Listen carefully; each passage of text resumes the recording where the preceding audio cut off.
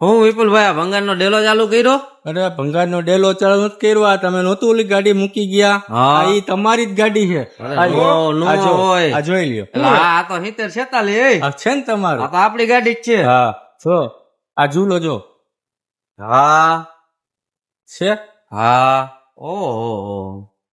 ઓહો આટલું બધું ખોલવું પડે વિપુલભાઈ? પણ તમને તો ખબર જ હોય, આ તમારી ચોથી ગાડી એવી છે આ. હા બરોબર, પણ આટલું બધી નહોતી ખબર કે આટલો બધો ભંગાર પણ નીકળે. તમે શું આવતા મૂકી દેતા, આવીને લઈને વયા જતા. હા, બરાબર. આ જો જોયું ને અને આ જો તો ખબર પડે ને તમને. જાજુ ખોલવું પડે આ બધું. હેન્ડલ તમારું પુષ્પાનું. જો. હા